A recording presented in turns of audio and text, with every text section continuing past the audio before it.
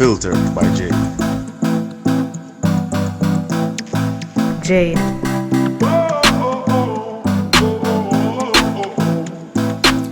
Welcome to the Unfiltered by Jade, where we educate, empower, and entertain. Feel free to like, share, subscribe, download, donate, and make everybody know about this.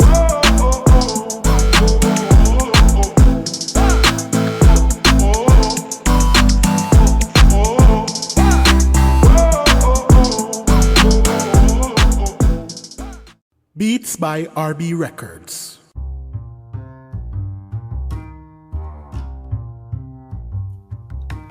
Shopping assistance, your style, your budget. Our services include online and local shopping for individuals and businesses, personal shopping, purchasing of company and office supplies, importing and exporting small packages across Jamaica and worldwide, and helping you find unique gifts and items for all events and occasions. Contact us at 876-919-5195 or shoppingassistance2015@gmail.com. Shopping Assistance, your style, your budget. Welcome back to the Unfiltered by Jade. We have with us here my friend Yanique Brevett, and we are here to speak about career coaching and HR support for small and startup businesses. Now, Miss Yanique, she is an HR and career consultant. She's an author and she is a speaker. So today we're going to dive into all things career coaching. Oh, hi, Yanique. Hi, Jade. How are you? I I am doing well, and you?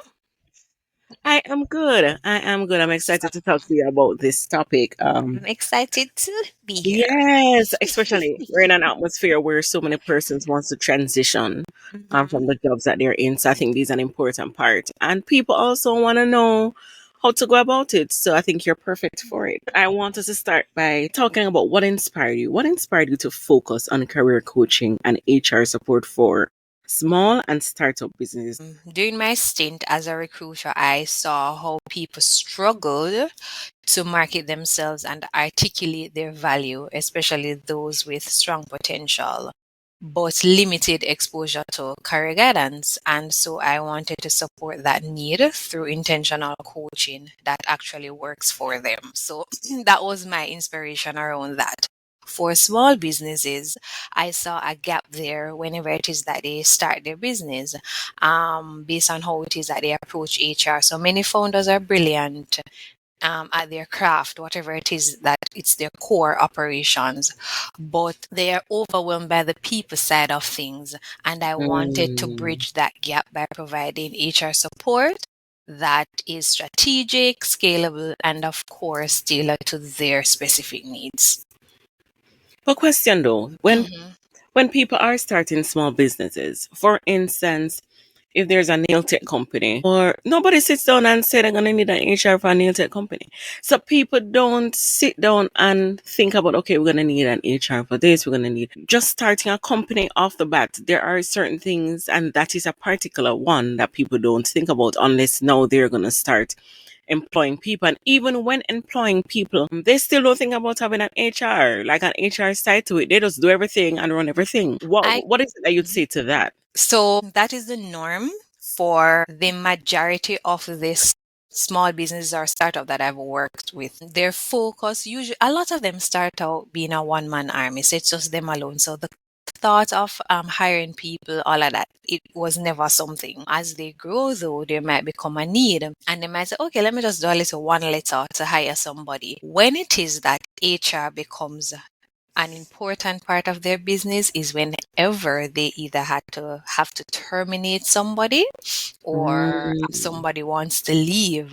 And then there comes a compliance aspect of it that they realize that they don't know how to manage because they've always thought that HR was a paperwork thing. So I will say, just as though when you are starting your business, you research the core of your business, your product line, everything regarding the actual product or services that you're offering.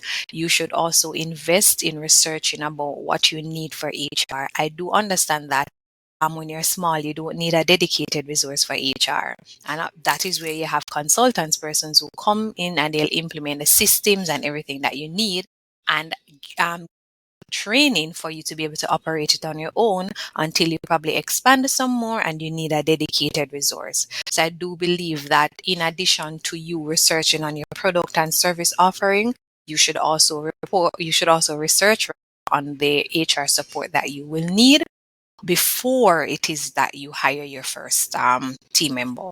Yeah, that's quite interesting. I've never really seen, personally, I've never seen small businesses like that even think about HR in the sense of that. It's true. I've seen where people hire them, do you want to work here? And they talk about it and then they go, this is how much money you're going to be getting and move along. But there's people don't really think about that. So that's good to have in the back of our minds when it is that we're starting a business. I want us to switch gears to career coaching. I want to know, how does career coaching benefit individuals that are seeking job transitions? All right, so it provides clarity. Career coaching provides clarity for anyone who embark on that journey. As a team member, it will help you to understand your strengths. As a professional, it will help you to understand your strengths. It will help you to set goals, professional or career related goals, and it will allow you to feel more engaged in either your current role or the role that you want to transition to. The career consultant or your career coach is there to provide you with guidance. This person would have had experience in HR, not just the side that has to do with hiring you, but also the performance side of it. So they know what it is that employers are looking for in team members, what it is that they look for in high performing team members, what are the expectations when it is that they join the organization, what they expect from them. And so that career coach is able to guide you along that line to again provide the clarity that you need in order to elevate your career, to set measurable goals, goals that are aligned with your strengths, goals that are aligned with your talent, and goals that will help you further in the future. And again, of course, ensure that you keep engaged. Interesting. How can a career coach though improve individual engagements? All right, suppose the person don't really see that they need to know all of that.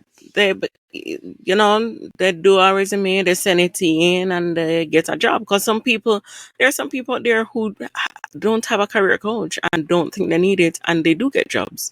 So why should I really get a career coach? So it boils down to what your goal is.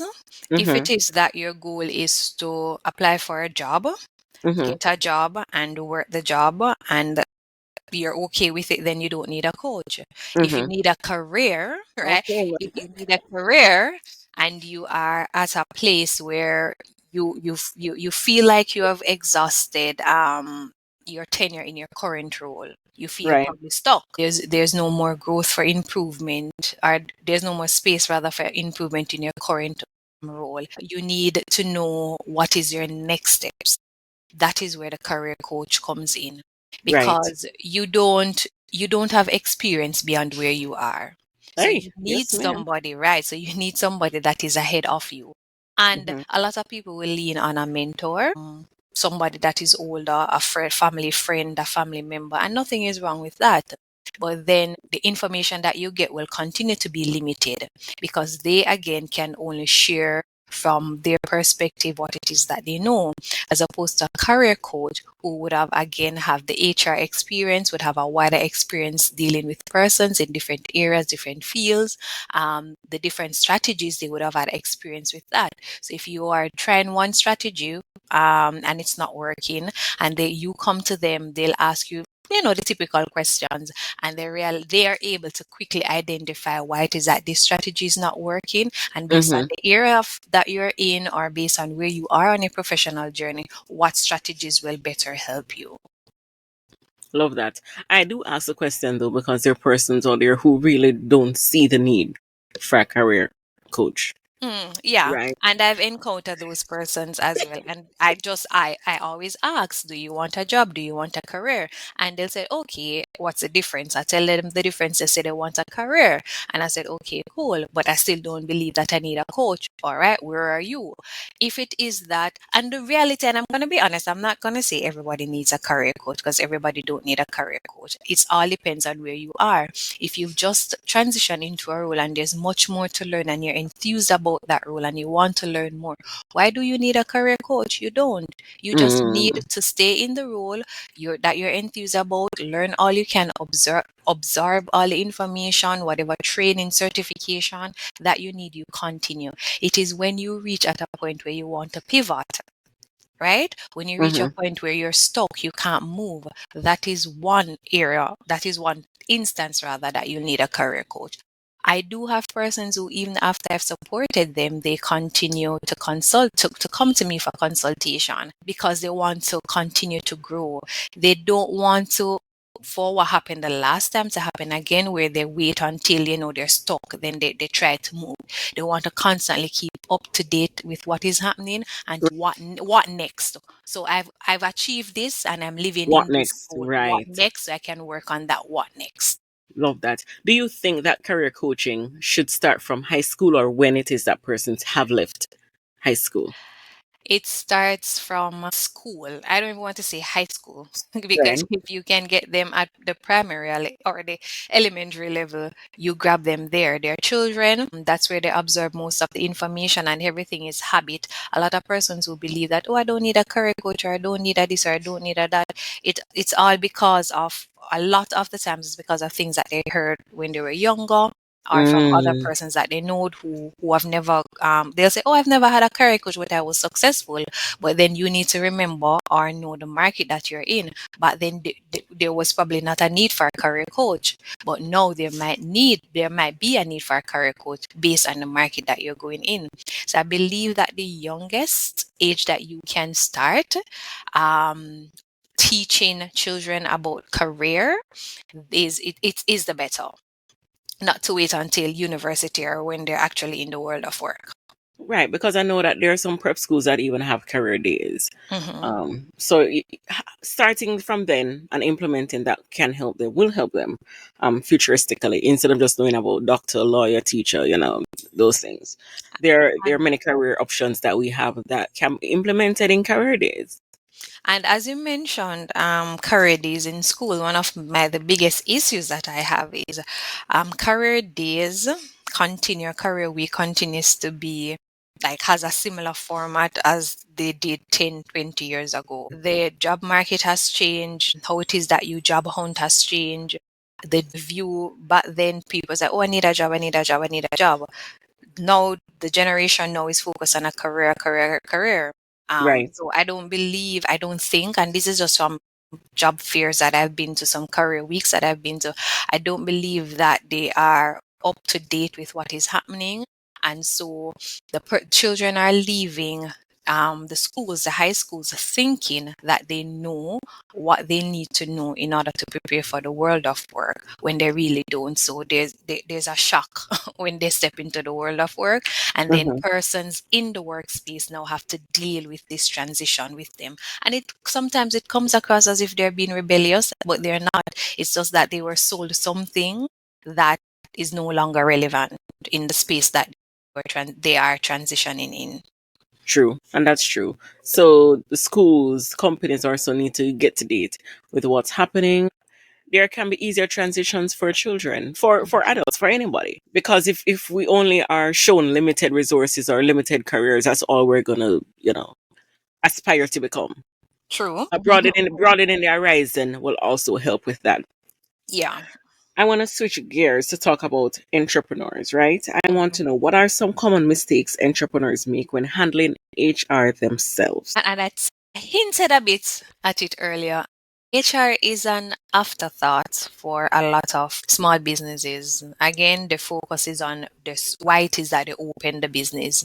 Is it to provide a service, to sell a product? So that is the focus. HR is the afterthought. It is always, when there's a problem, whether it be a conflict within between team members or owner and team member, or a compliance issue which can be costly, that is when HR comes into play. So having HR as an afterthought, that's a major mistakes for a lot of entrepreneurs. Another mistake I would say is unclear job descriptions. I see this so much. I don't think that they think that because they're small, they don't need a written job description Right. explicitly stating, what are the goals, what are the responsibilities, and the qualifications and experience needed for the role. For example, they want to hire a receptionist. I'm saying, oh, may I hire as a receptionist, right? Yeah. And then there's this conception that, oh, you're just going to answer the phone and yada, Right. yada, like Right. typical reception stuff. But Mm-hmm. then now when the person starts, few days you realize that there's an additional need, and then because you Mm. already have that body, you want to push that responsibility onto On that the body. person. So it is very important to take a step back and see what it is that you need coverage in, and therefore hire persons to fill that coverage. But you also really want to put that in writing so that you manage expectation. The person know what they're coming in to do, and you know what it is that they should be doing. Another mistake I would say is poor documentation. The most they'll probably document is their receipts, because we're in it for the Yep. money. Right. Right, so they'll have their receipts, but also when it is that the team start to expand and they realize that, okay, I need to go find this contract, like everything is all over the place. One person have one specific contract saying X, Y, and Z. Somebody else have another contract saying X, Y, and Z, because both contracts were started from scratch. There are no templates in place. There are no systems in place that to support anything that is being done on the HR side of things. Right. And another mistake, the inconsistency in onboarding. So maybe when you onboard the first person, it's the first time you're onboarding somebody. First time you're hiring somebody, so they come, you have them sign the contract. If you give them a contract, because we do have Mm-hmm. persons not giving persons contract, we have Right. entrepreneurs not giving their team members contract. So if it is that you have a contract, you have them sign, then another person might come on board. This time you might have them sign, and then they say, oh, I think I should let them sign a confidentiality agreement, but the first person didn't sign that. So Oh that boy. inconsistency there causes issues, right? We have some persons signing to certain things, some persons not signing to certain things. So documentation and implementing systems, SOPs, workflows that anybody is able to follow will support in mitigating these mistakes. You mentioned documentation, but I also want to stress the importance of proper documentation because, right? John Brown can come up with anything and put on a paper, but is it legally binding? Does it Correct. make sense? Do I sign to this and it legit makes sense? Because you can write something that makes no sense because you don't have a knowledge of what to write, how to write it, the legal terms to use for it, the compensation, the government body that you're in, and what happens with taxes for the company, for the person Correct. working, everything. Yeah. So they the people don't just need to get up and start a business.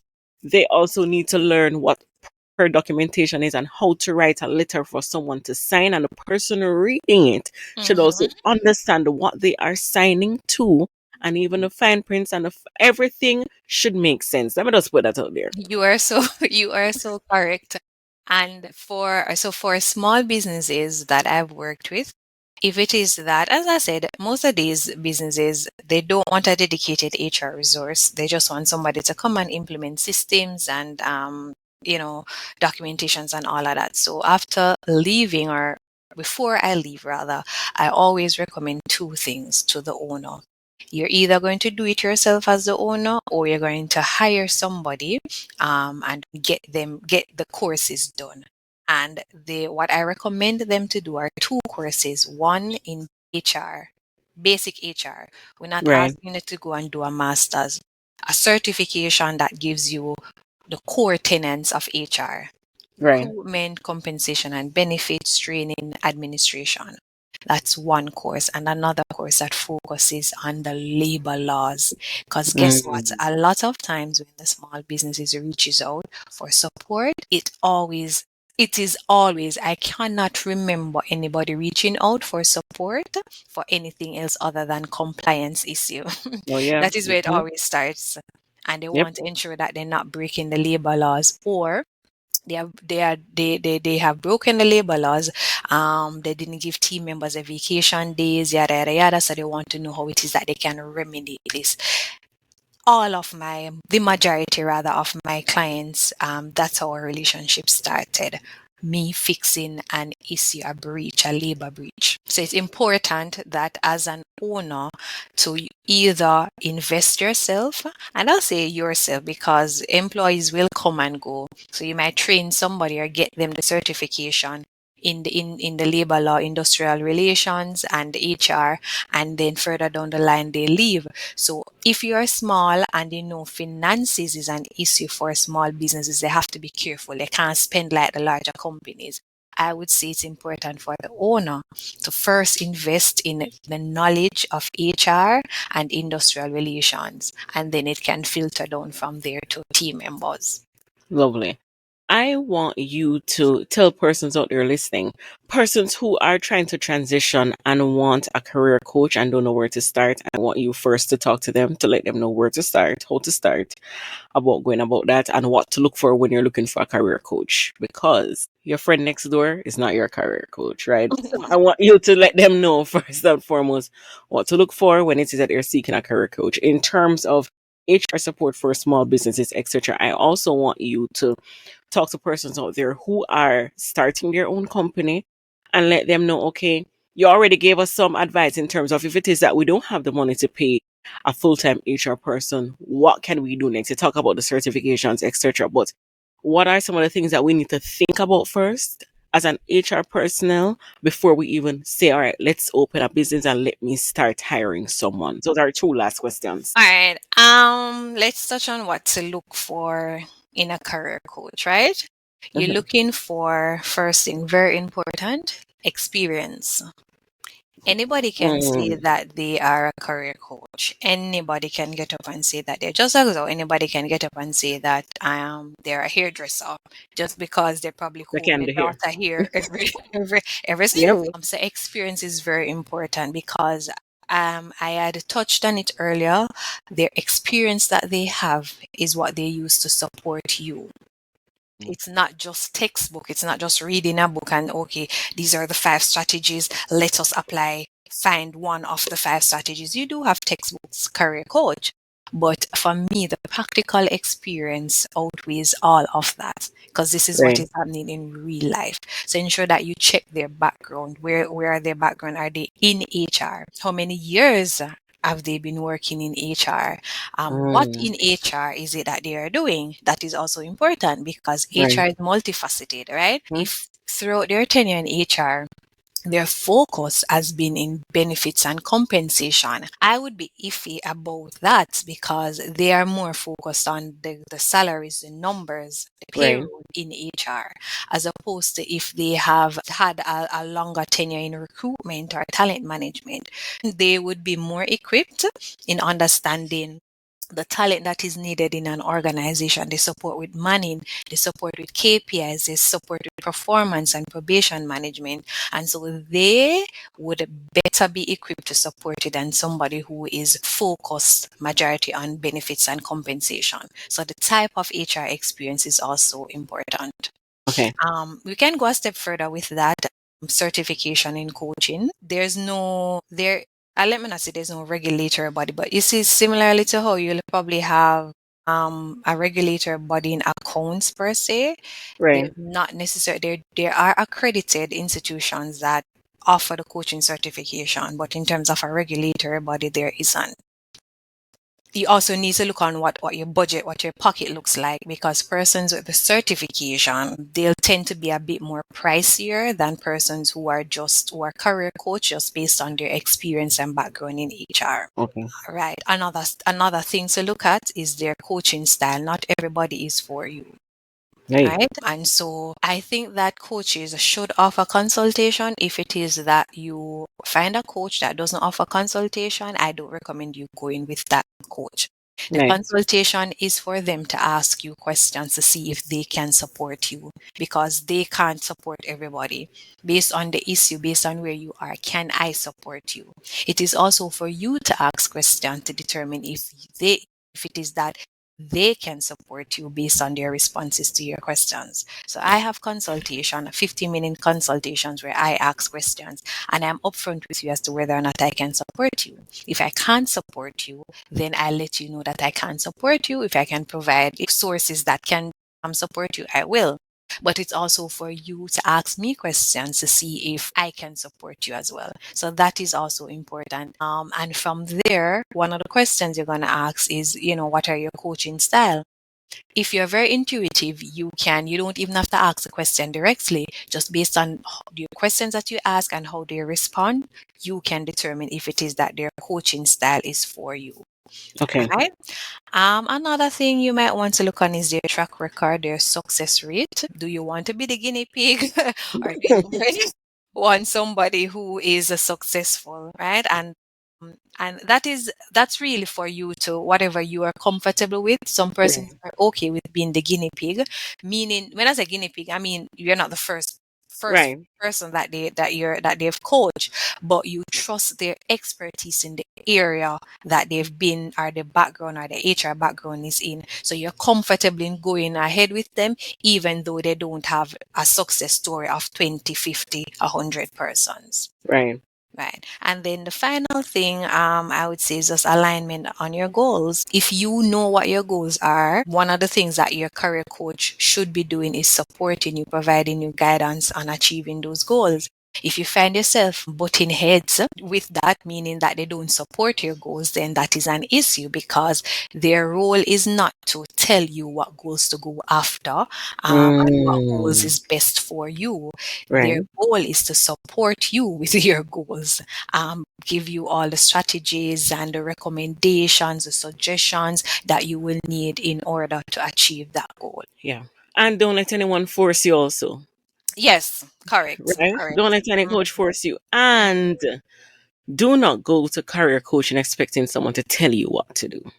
Yes, it's actually coaches. They are coaches. They're not counselors. Hey, first of And all, it's miss, very. hey. A counselor, disclaimer, a counselor does not tell you what to do either. A No, I'm counselor. not saying that. No, I'm not. I think I said that part at the wrong part. The wrong timing. I'm not saying that. I am not saying that they tell you what to do, but a lot of persons, and it's important for a coach to be able to identify when it is that a person needs counseling. Hi. It is very important for them to be able to identify that because at the end of the day, if it is that it's beyond you, it's more of a counseling thing, something that they need to work on with a therapist. It doesn't matter how many strategies you implement, how much work they put in. If there's an underlying cause that is preventing it all, you will not make any progress. So it's important to pick that up as soon as possible so you can say, hey, I do believe that you're having this issue, this is preventing you from shining. I recommend that we take a break from this coaching. You go and get some professional help. Then we can circle back within maybe 6 weeks and then see where we Mm. are. But it is important to identify that as soon as possible to better Yeah, support them and to not better waste support them. your time and their money. I like that, because some people sit down with people and waste their time and the money just to get the money. I really do appreciate that. Yannick, where is it that we can find you? Where can we find your business? Yeah.